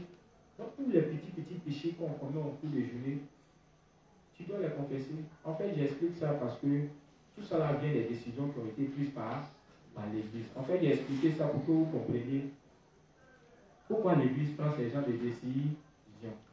Tu vois que quand tu comprends bien, tu vas comprendre que la décision qui a été prise par l'Église est vraiment poussée par le Saint-Esprit. On te dit même qu'il faut prier pour les pécheurs. C'est juste. C'est pas merveilleux. Est-ce qu'avant, on avait l'habitude de prier pour tous ceux qui sont dans le monde qui ne sont pas nés de nouveau? Ce n'était pas dans notre programme. L'habitude, quand on veut prier, on finit de faire notre confession de foi, on attaque en même temps nos problèmes personnels. Ou bien, on parle des promesses de dons. C'est pas ça? Après la promesse de dons, peut-être s'il y a un projet dans notre zone, on prie pour ça, puis on termine avec nos projets personnels, comme spirituels, comme charnels. Mais concernant les pécheurs dans le monde, même quand le révérend dans ses livres dit que nous sommes des sacrificateurs, qu'on doit faire l'expiation des péchés des gens, ça nous a jamais traversé la tête. Amen. Mais aujourd'hui, on voit que c'est bénissant. Un juste prie sans cesse pour le salut des âmes. Est-ce que ce n'est pas ton rôle en tant que sacrificateur? Oui. Donc on voit que la nouvelle confession de foi qui est venue là, franchement, c'est du lourd. Oui, j'aime ça. Un juste qui prie constamment avec ça, il est déjà en train de faire l'œuvre de Dieu. Est-ce que vous savez ça? Prier pour le salut des âmes, c'est faire l'œuvre de Dieu. Et même dans la confession de foi, Dieu a permis qu'on se souvienne de qui? De nos parents. Ou bien, est-ce qu'on avait l'habitude de prier pour nos parents? Non, non, non. On ne priait pas pour nos parents. Tu vois un peu, non? Souvent, c'est limité à nos papas, nos mamans. Bon, on commençait et puis après, on abandonnait. Et maintenant, là, on a l'occasion de prier tous les jours. Or, un juge qui prie tous les jours pour ses parents, c'est pousser Dieu à faire quoi? À intervenir pour leur salut. Ou bien, donc, ils sont en train d'expliquer ça comme ça pour que vous compreniez que les décisions qui sont prises par l'Église, là, on doit accepter ça. On doit suivre ça. Amen. Si tu ne comprends pas, il faut aller voir celui qui a pris la décision qui dit, ah, il y a une telle décision qui a été prise dans l'Église. Je ne comprends pas. En fait, je ne parle pas seulement que pour Niagono. Je parle en même temps pour toutes les zones. Amen. Voilà. Si le responsable a été établi par l'Église, mais en temps normal, toutes les décisions qui ont été prises par lui, en temps normal, le Seigneur fait quoi? Il doit l'accepter, il doit suivre. Sans cela, qu'on saura qu'il est vraiment uni à sa zone, il est vraiment uni à son responsable. Amen. Donc le dirigeant, il doit savoir ceux qui sont unis de ceux qui ne sont pas unis à sa zone ou bien à lui-même. Amen. Maintenant aussi aux responsables, il doit savoir qu'eux aussi là, ils ont quelqu'un à leur tête. Amen. Si la décision vient d'en haut, au-dessus de toi, même si tu es responsable, tu dois faire quoi? Tu dois accepter. Si tu dis que tu es uni à l'église, si tu dis que tu es uni aux dirigeants de l'église, tu dois les accepter. Mais si tu ne les acceptes pas, ça veut dire que toi-même que tu es responsable, tu n'es pas uni à l'église. Donc, tôt ou tard, les signes là vont montrer que tu n'es pas uni. Soit tu as fini par quitter, soit tu vas créer tout le temps des problèmes dans l'église. Amen. Donc, le révérend en train de nous présenter ce qu'est la vraie union. Amen. En plus de croire en la parole, pour être unis, pour pouvoir entrer dans l'église, on nous dit d'accepter toutes les décisions qui sont prises dans l'église. C'est cela aussi être unis à l'église. Amen. Ok. On va poursuivre. Les saints nouvellement nés de nouveau doivent seulement suivre ceux qui sont devant eux. Ok. La bonne vie de foi est vécue en suivant ce que l'Église de Dieu détermine être exact et en participant à ses décisions. Amen. Si l'Église demande que les saints soient présents aux différentes réunions qui se font, par exemple, par moi, c'est les jeudis. Bon, après, vu comme ça, il y a mercredi où on fait enseignement et puis intercession. Voilà, qui est dirigé par un responsable. Moi, c'est les samedis. Voilà. C'est les samedis, et puis il y a un autre responsable qui est là-bas, qui fait le cours le soir jeudi. Et puis il y a la responsable Betty, elle qui s'occupe des femmes. J'ai fait exprès de mettre Betty, sans même qu'il y a des personnes âgées. Mais je ne l'ai pas pris comme responsable parce qu'elle est trop attachée à moi. Non. Spirituellement, mais c'est l'Indien. Il y a longtemps, Betty est dans la foi. Hein. Oui, elle est à côté de moi. Je sais ce qu'elle vit. Je connais l'état de sa foi. Oui. Je sais qu'elle peut guider quelqu'un dans la foi. Ce sont des femmes. Elles sont venues la trouver. Elle a appris beaucoup auprès de moi. Amen. C'est la décision que j'ai prise. Parce que, après l'analyse, j'ai estimé que, bon, elle doit être responsable. Mais à ce point, elle a sa fatigue. Parce qu'il y a des moments, il y a des personnes âgées, il y a des jeunes filles même qui sont plus grandes, voilà, qu'elle doit diriger. Tu vois, quand on te prend comme ça et puis on te met à la tête d'une telle assemblée, le prédicateur lui-même, le responsable lui-même, là, il sait qu'il souffre. Il souffre. Et il se dit que, ah, il va dire quoi devant ces personnes qui sont âgées? Comment les diriger? Donc, vous voyez que ce n'est pas facile. Mais malgré ça, on obéit. Mais je demande à ceux qui est établi, de faire quoi? De l'accepter. Tout simplement parce que c'est la décision de l'Église. Amen. C'est la décision de l'Église. La foi s'apprend. Hein? La foi s'apprend. On ne peut pas obtenir la foi sans apprendre auprès de quelqu'un. Mais la personne de qui tu vas apprendre là, si ça doit dépendre de toi, tes critères, c'est que tu ne vas jamais apprendre. Ou bien, si c'est un enfant par qui tu dois passer pour apprendre la foi, bon, ça t'enlève quoi? Ça t'enlève quoi? Si tu estimes que ce qu'il dit, tant même que cette personne-là soit petite en âge, aussi longtemps que sa direction elle est bonne, le révérend nous demande de faire quoi? De le suivre. Amen. Aujourd'hui, c'est le problème de beaucoup. Je suis content quand je vois le pasteur Conan. C'est un pasteur. Mais il est là. Il accepte d'apprendre. C'est ce cœur-là qu'on recherche. Comme il y a beaucoup qui refusent, parce qu'ils estiment que, bon, ils vont venir, c'est quelqu'un qui sera assis ici en train de les enseigner. Lui qui est établi sur une assemblée où il y a au moins peut-être 200 à 300 personnes. Mais si tu as 200 à 300 personnes, que ce que tu enseignes n'est pas la véritable foi, tu as besoin de retourner à la base. Ou bien, ce qui fait qu'ils refusent. Ils refusent. Oh, on va pas venir s'asseoir. Tout cela aussi montre ton cœur qui veut apprendre. Quand tu veux apprendre, est-ce que tu regardes le statut des gens? Non. Ce qui t'intéresse, c'est comment faire pour que ma foi grande. C'est tout. C'est juste. C'est la décision de l'Église. Si c'est l'Église qui a voulu que bon il soit là, moi je l'accepte. Amen. C'est pas nous, on se lève et puis on vient s'asseoir ici. C'est l'inspecteur Bouri. C'est lui. C'est lui qui choisit. Souvent, quand il nous choisit, souvent ça mélange nos programmes. Mais on fait comment? Comme on l'a dit, c'est la décision de qui? Donc il fait quoi? Actuellement, ça joue sur moi. Est-ce que vous avez ça? Oui. Parce qu'en même temps, pour chercher l'argent, ce n'était pas prévu en fait. Voilà. Puis je vous ai expliqué, je n'ai pas de chauffeur actuellement. Donc, chaque jour, je suis sur terrain. Mais je m'arrange à ce que de 6 heures jusqu'à 14 heures comme ça, j'arrête. Une fois que j'ai eu ma recette, j'ai eu au moins mon carburant, même si je n'ai rien eu, mais au moins si ça me permet d'obéir à la décision de l'Église, de faire ce que l'Église m'a demandé, je suis en joie. Oui, j'ai au moins une satisfaction dans mon cœur. Maintenant, imagine, l'Église me choisit, et puis je suis en train de chercher l'argent seulement. Là arrive, on appelle le prédicateur, mais il est aussi là. Le prédicateur est en train de chercher l'argent. Bon, et puis il dit que je suis uni.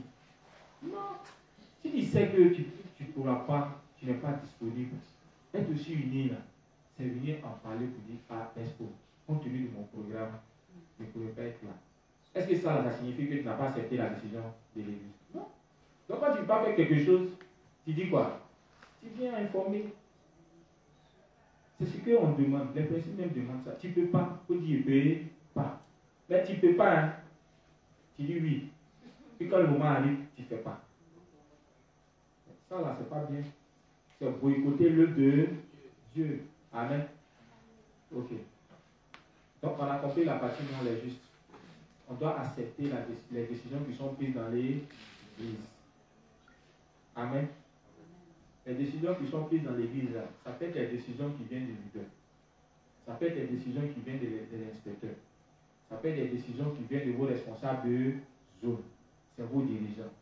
Vous devez les accepter. Amen. Les accepter signifie que vous êtes unis à eux. Vous êtes unis à leur assemblée. Amen. Et si tu estimes que tu es dans la zone, que la zone a un programme où peut-être c'est les mercredis, les samedis ou bien les lundis, il y a un programme d'enseignement, et que toi, tu ne participes jamais à ce programme, ça signifie que tu n'es pas uni. Ou bien, on peut comprendre que si tu n'es pas là, normalement, un saint doit informer. Et c'est pas ce que le pasteur nous a toujours enseigné. Est-ce qu'on doit donner sa position?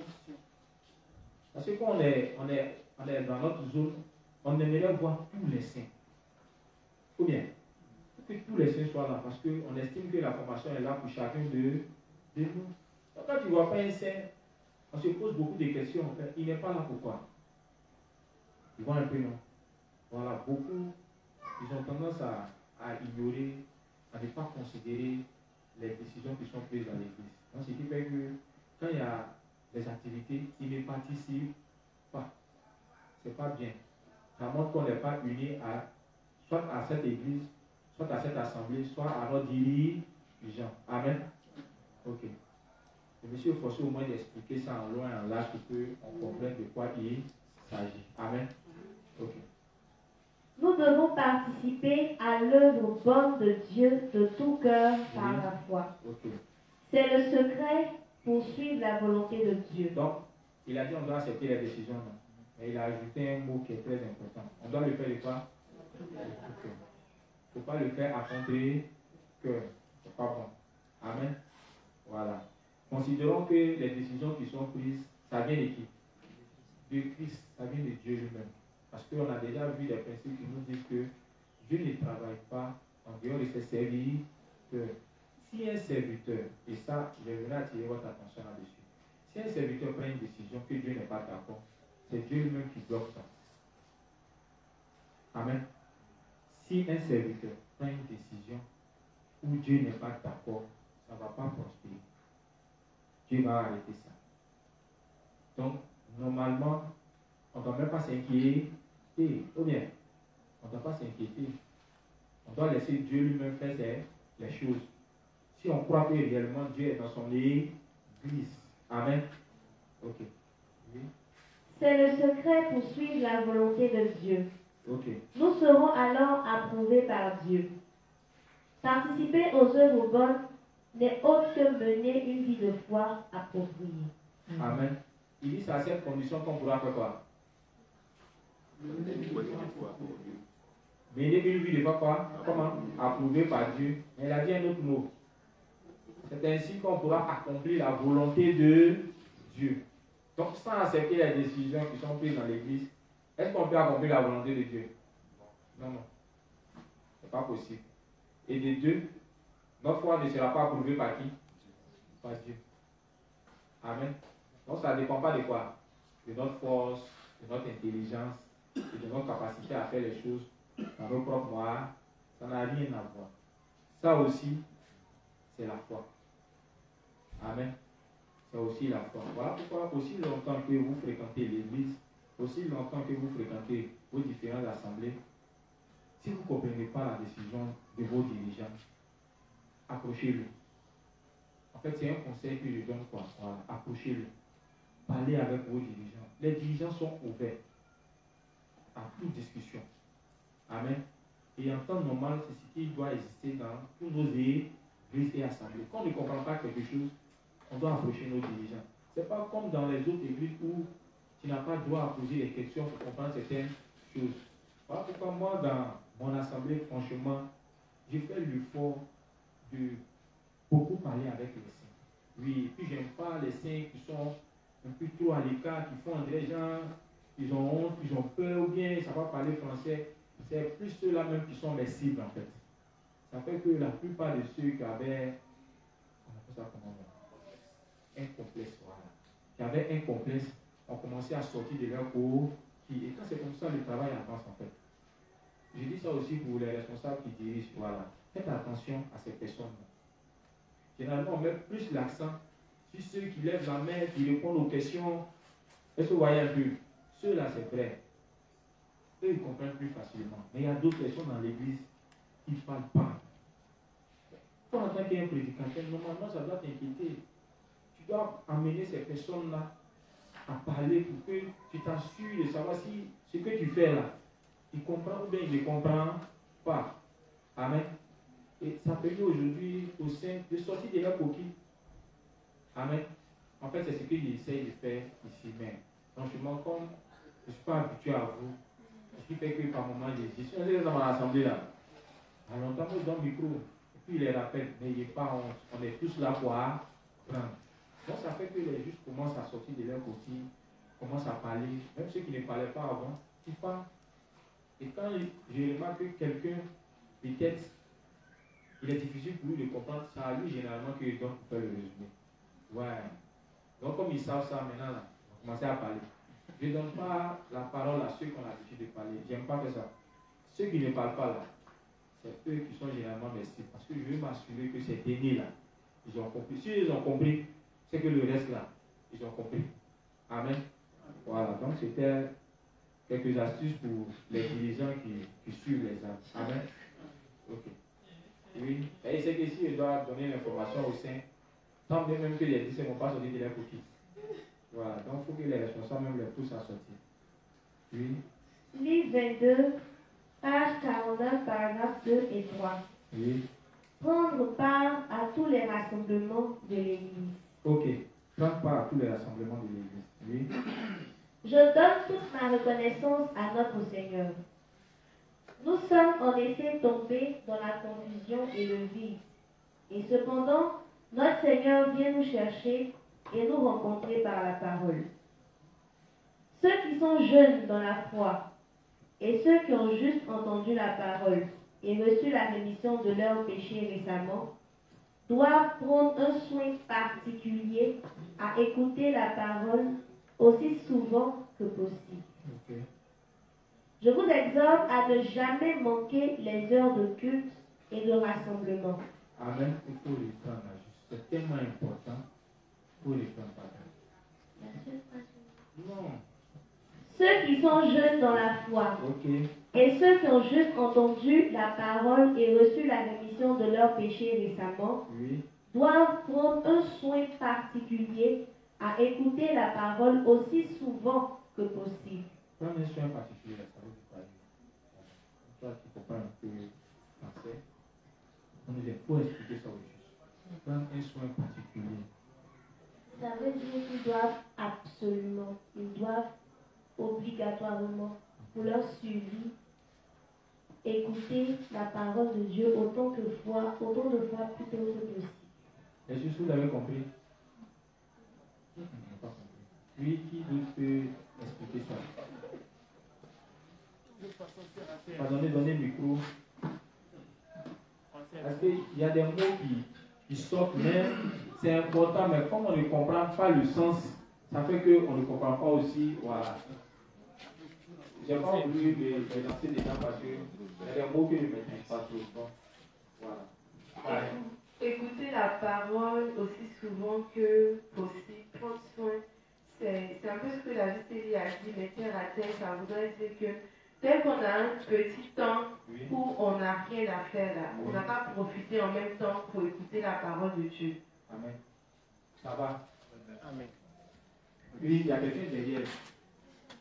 Derrière, il y a quelqu'un qui fait vraiment.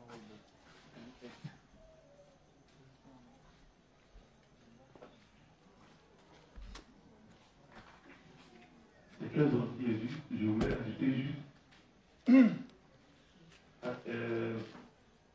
Le soin, c'est l'attention aussi. C'est ça. Attentivement. Avec précaution. Voilà, c'est un peu ça. Ok, merci. Donc si on complète Eli et puis la juste fille, qui peut me faire un résumé des trois, une combinaison des trois, ça signifie que on doit prendre l'habitude, c'est ça non? Voilà, de participer à chaque fois, comme elle a dit, si on a l'occasion, voilà, de venir écouter la parole. D'écouter la parole. Il a dit écouter. Maintenant, on allait venir au niveau de comment écouter régulièrement la parole. Comment écouter et prendre le soin de venir écouter régulièrement la parole. Parce que la première information qu'il reçoit, c'est qu'on doit prendre le soin de faire quoi? D'écouter régulièrement. Mais comment ça se fait? Amen. Voilà. Peut-être que les justes comprennent ça autrement. Comme on a dit d'écouter régulièrement la parole, il prend son livre, il est tout le temps à la maison, et puis lui se lit. Amen. Ou bien il a ses audios, voilà, il est tout le temps à la maison, il ne vient pas à l'église, et puis comme on a dit d'écouter régulièrement, le revenant a fini de parler. Il n'a pas besoin de venir à l'église. Donc lui s'assoit chez lui, il écoute, et puis voilà. Mais qu'est-ce qu'il a voulu dire par là? Oui. Je vous exhorte à ne jamais manquer les heures de culte et de rassemblement. Amen. Mais Oui. de prendre part à toutes. Mais juste, écoutez, prendre le soin d'écouter régulièrement la parole là. Qu'est-ce qu'il a voulu dire par là?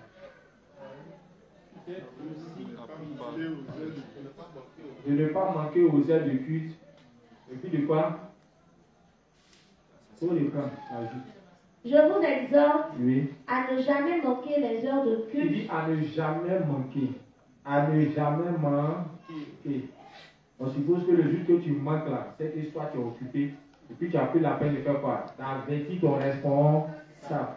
Laisse pour. Je ne pourrais pas être là aujourd'hui parce que je suis occupé à faire telle chose. Ça aussi, c'est l'obéissance, c'est être uni à son responsable. Parce que tu estimes que tu es d'accord avec la décision que tu as prise, mais comme tu n'es pas apte à suivre cela, donc tu le tiens informé. Amen. Oui, reprends. Je vous exhorte à ne jamais manquer les heures de culte Oui, et de rassemblement, oui. mais de prendre part à toutes. Amen. Jamais manquer aux heures de culte et des rassemblements. En parlant des rassemblements, qui peut me donner des exemples de rassemblements? Actuellement, non. Ah, il y a semaine des chants. Ouais. La semaine des chants. Est-ce que c'est pas faux? La semaine des chants. Il y a l'intercession. Oui, l'intercession aussi, là. On a l'habitude de ne pas venir. Les séances d'évangélisation, on a l'habitude aussi de ne pas venir. Les chants, on a l'habitude de ne pas venir. Franchement, c'est pas bien, les justes. Hein? C'est pas bien. Les justes, être unis, c'est ça. Parce que même quand il s'agit de la semaine des chants, c'est aussi des prédications. C'est sous forme de cantiques. Donc, venir écouter, c'est comme ruminer encore les enseignements. Et puis, ça fait du bien parce que passer son temps assis dans l'église évite, voilà, de faire les choses de la chair. Parce que on se connaît.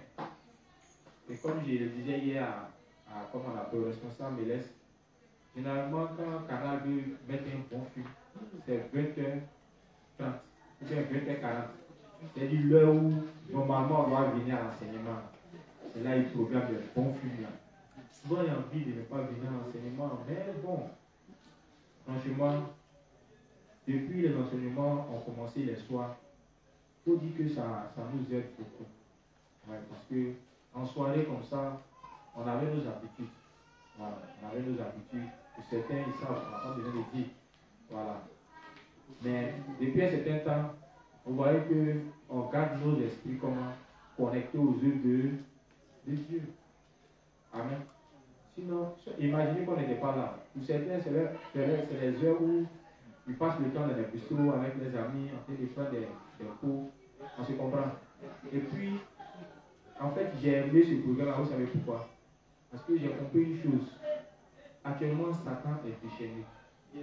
Et il essaie plus ou moins d'occuper les esprits. Regardez un gars comme, je ne sais pas comment, bébé, quoi, des mains. Bon, un gars comme ça. Vous n'avez pas remarqué que les choses futiles, les choses inutiles, bon, c'est ça là, il prend les buzz par-ci, les buzz par-là, tout ça là pour occuper les gens. Pour occuper nos esprits. Si ce n'est pas la télévision, c'est si Facebook. Facebook, comme il sait que maintenant, là, personne ne peut passer une nuit sans Facebook. Donc, vous remarquez qu'il anime fortement la toile. Chaque jour, il y a un nouveau dossier. Chaque jour, il y a quelque chose. Donc, si l'Église ne fait pas quelque chose pour maintenir l'esprit des saints connecté aux œuvres de Dieu, je vous assure qu'on finira par devenir tout charmé. On se comprend? Tout au long de la journée, est-ce qu'on a fait Dieu spirituel? Rien. Est-ce que nous, on a pu lire au moins nos livres? Non. On a passé nos journées à aller chercher l'argent occupé par nos problèmes. Au moins, le soir, on est là et vous remarquez que la nourriture qui est donnée, ça nous fait du bien, ça nous soulage. Amen. Et ça permet à nos esprits au moins d'avoir des pensées spirituelles. Donc, fréquenter cela, c'est ce qu'on demande. Et c'est ce que le révérend appelle être uni. Donc, être uni là, il est en train de dire qu'on doit prendre la peine de participer à toutes les activités spirituelles établies par l'Église de Dieu. Amen. Si l'Église a un programme, comme vous l'avez dit, chaque soir, on doit faire l'effort d'être là. Je n'ai pas honte de le dire. J'écoute, comment on appelle, ici. c'est au moins 2 ou 3 kilomètres. On marche, on vient. Mais ça nous enlève rien. Donc quand on vient, au moins on sait que nos cœurs sont gardés dans les choses de Dieu. Sinon, quand ils sont à la maison, franchement, je me connais moi-même. Voilà, pour certaines personnes, ils ne me connaissent pas. Ils me voient quelqu'un de bien. Mais moi-même, je sais que je ne suis pas bien. Donc, c'est pourquoi j'aime venir à l'église. Parce qu'il suffit de peu de temps seulement, mon esprit va pleinement. Donc, j'aime me trouver dans l'église. Amen. Ça sanctifie mon corps. Parce que quand tu n'es pas dans l'église, franchement, ta chair est livrée. Oui, ta chair est livrée. Amen. Donc, c'est ce que le révérend nous demande. Si nous disons que nous sommes unis, normalement, on doit avoir chacun ici à toutes les activités spirituelles. J'ai dit comme ça que je n'étais pas content par rapport à nos frères et sœurs de Niavon. À la prière, on ne voit personne. On est nombreux ce soir-là. Moi-même là, peut-être qu'il y allait négocier un pasteur, il allait faire maintenant une intercession les soirs. Parce que c'est les soirs, les 5 soirs là. Oui, imaginez que ce soir, on est en train de faire toutes ces intercessions. Nos prières vont porter. Ou bien, mais mercredi, là, quand on ne vient pas lever ou prier, là, est-ce qu'on prie? Moi, vous avez remarqué, non? On ne prie pas. On ne prie pas. On a un saint qui ne prie pas, sa foi est volée. À la maison, même des gens ne prient pas avec le projet de l'église. Ou bien, un saint qui ne prie pas avec le projet de l'église, est-ce qu'il est uni à l'église? L'église est un projet, si tu dis je suis uni, c'est que tu pries pour ça. Quand papa fait son projet de construire la maison, on ne prie pas pour ça. On n'est pas uni à ça. C'est le projet de nos pères spirituels. Donc on doit normalement prier pour que le projet aboutisse. On doit même prier pour que Dieu même nous donne les moyens de participer. Normalement, ça doit nous faire mal. Je vois qu'on n'apporte pas notre contribution pour la réalisation des projets de notre Père. Il n'a pas demandé l'argent. Il dit prier. Amen. Prière, simple prière. En fait, je comprends le zèle. Ça m'a permis de comprendre le zèle des personnes qui sont dans les différentes religions du monde. Quand on voit qu'ils sont zélés pour faire des prières, pour faire apporter les dons, j'ai compris que ça a été toujours par intérêt. Est-ce que vous savez ça? Ça a été pour nos intérêts personnels, mais en même temps, un chrétien s'élève pour faire bon don à son nom, à un homme de Dieu. Ce n'est rien d'autre pour un intérêt. Parce que comprends un peu. Ce n'est pas un intérêt. Mais depuis qu'on est arrivé dans la justice, on a l'impression que tout ce qu'on fait, il n'y a pas notre intérêt dedans. Donc du coup, nous n'avons pas de qu'on paraisse. Bon, qu'est-ce qui nous donnait la force hier de prier de minuit à 4 h du matin? Qu'est-ce qui te donnait cette force-là? C'est parce que tu estimais que les sorciers étaient sur ta tête. Donc pourquoi tu le faisais? Mais depuis que tu es devenu saint, il n'y a pas de sorcier là. Qui se lève de minuit à 4 h pour prier? Sinon qu'il y a toujours sujet de prière. On a fait même un cahier. On peut prier jusqu'à 4 h. Mais maintenant, on a la paix du cœur, on estime que bon, prier jusqu'à 4 h, on y gagne quoi dedans? Et imaginez si les démons nous tourmentaient jusqu'à maintenant. Je vous assure que même l'église, les vieilles personnes allaient se retrouver ici. On allait voir les gens venir à chaque fois. Amen. C'est fini.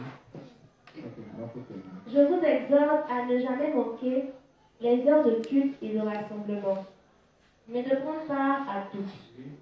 Ainsi, la foi vient de ce qu'on entend, et ce qu'on entend vient de la parole de Dieu. Romains 10, 17. C'est quand nous entendons la véritable parole d'évangile de l'eau et de l'esprit que nous pouvons connaître Dieu et que toutes nos questions ont des réponses. Amen. Amen. Mais juste, on retient quoi dans ce principe? Que être uni à l'église, de participer à toutes les réunions spirituelles. Amen. Voilà. C'est bon. En participant déjà, comme il a dit, ça nous permet de grandir dans la foi. Parce que la foi vient de quoi? De ce qu'on entend. Et ce qu'on entend vient de quoi? De la parole de Dieu. Donc, c'est dans notre intérêt, puisque la Bible dit quoi? Bien-aimé, je souhaite que tu sois en bonne santé et que tu prospères à tous égards, qu'on prospère quoi? Donc, Dieu attend de nous bénir, mais à condition que notre foi fasse quoi? Ça grandit. Amen. Et pour que l'âme grandisse, Il a lieu pour nous de faire quoi? De nous unir à l'église. Amen. Voilà. Et comme il a dit, être unis, c'est participer à toutes les activités spirituelles. Amen. Ne nous gênons pas, n'ayons pas honte. Et regardez tout ça là. Ça signifie que nous sommes unis à l'église. Donc si l'église est en train de mener une activité, on ne va pas rester à l'écart en nous disant non, moi je n'ai pas besoin de venir. Ça montre qu'on n'est pas unis. Surtout si on ne participe à rien. En fait, ils sont en train de dire ça. Voilà.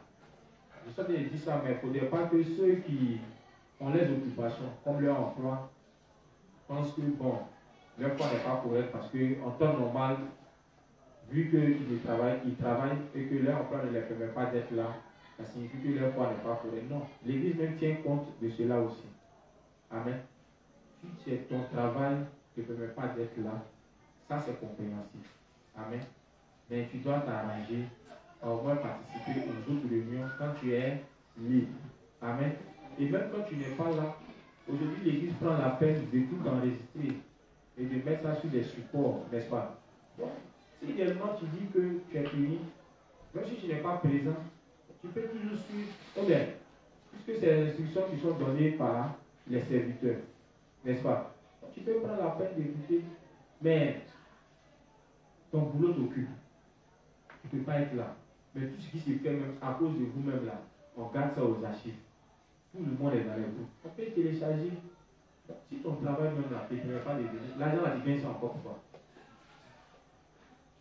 Soutenir l'œuvre là, ça commence par l'apprentissage. Donc, il faut déjà commencer par prendre cet argent là pour écouter.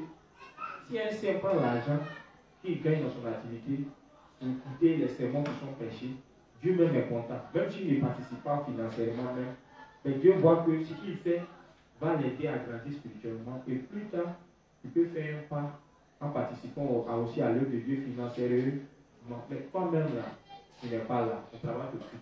Tu ne peux pas aussi prendre ton argent pour payer pas 6 000 francs pour écouter. Bon, tu travailles pour quoi? Tu travailles pour quoi? Ça montre que tu n'es pas uni. Parce que être uni, c'est faire au moins son effort pour être à jour, pour être au même pied d'égalité que les autres. Ou bien? Ok, c'est fini.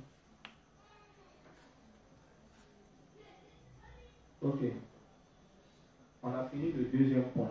Donc, je pense que demain, on va passer à un autre point. Amen. Voilà. Il est déjà 21h10. On va s'arrêter là. On va s'arrêter là. Demain, je vais prendre les questions.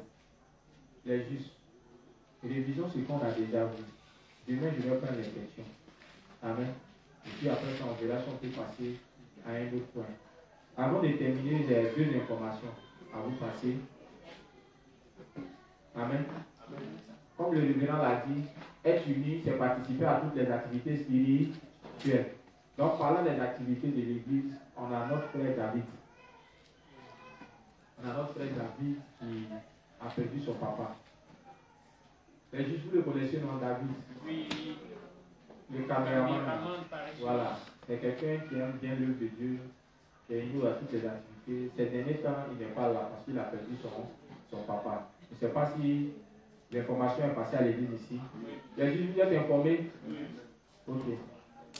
Les juges qui a pu au moins l'approcher pour lui dire qu'il faut l'envoyer au moins SMS ou bien l'appeler.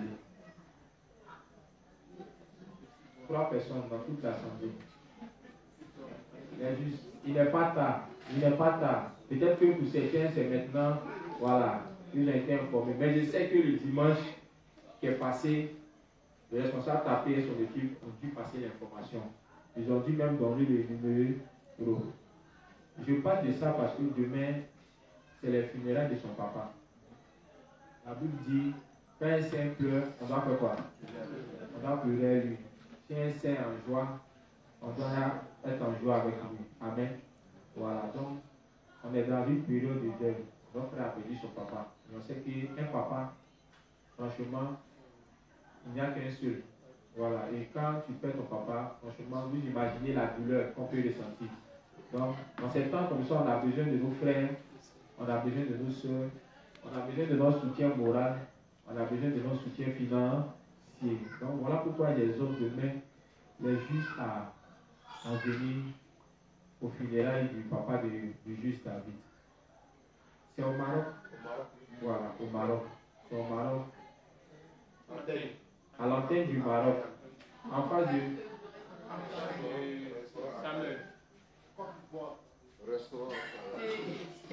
C'est un Maroc antenne. Voilà, c'est Maroc.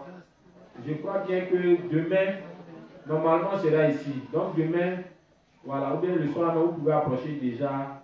Il y a la juste Élie, il y a le responsable tapé, il y a la juste fille, il y a le reste pour Mélès, il y a l'inspecteur même Robiat, voilà, qui est son dirigeant dans sa zone. Vous pouvez les approcher, soit pour prendre le numéro, soit pour avoir plus d'informations. Amen. Je sais que peut-être tout le monde ne pourra pas être là à cause de vos différents programmes, mais au moins, même si vous n'êtes pas là, vous pouvez au moins l'appeler, ou bien envoyer au moins un SMS. Ça fait du bien. Voilà, ça aussi contribuer, voilà, pour soutenir notre frère. Amen. Voilà, donc demain, ça sera à quelle heure? 21h, voilà. Donc, on fera l'effort. Priez aussi les justes. Il n'y a pas de pluie. Voilà. Et s'il y a la pluie, c'est sûr qu'on ne pourra pas être là. Voilà, parce qu'on se connaît. Donc, priez pour, surtout pour lui, pour que Dieu donne les moyens à la famille de pouvoir s'occuper des funérailles du papa du juste. Amen. Voilà. Donc, je ne m'attends pas ça. Ok, donc les justes. Je vais donner la parole à Elie. Ça va terminer avec la prière. Comme j'ai dit, demain, on va se revoir ici. Ceux qui ont des questions, gardez. Demain, c'est vendredi. Voilà. Demain, les questions que vous vous posez concernant les différents thèmes qu'on a vus, vous allez les poser. Et si possible, on va faire un résumé général avant de passer à un autre thème. Amen. Donc les justes, on va dire merci à Dieu ensemble pour ce temps et on va lui remettre le reste de la soirée. Père éternel, te disons merci pour ce temps dans cette danse. Merci de nous avoir donné la force de participer au rassemblement du jour. Merci Seigneur de ce que nous n'avons pas fait seulement du dosage, et que toutes ces paroles qui ont été données dans l'Église puissent être gardées par nos cœurs et que nous puissions les éliminer, afin que nous puissions nous examiner profondément et que nous puissions rétablir ce qui doit être rétabli. Merci Père éternel de ce que je nous ai donné un cœur uni à ton Église.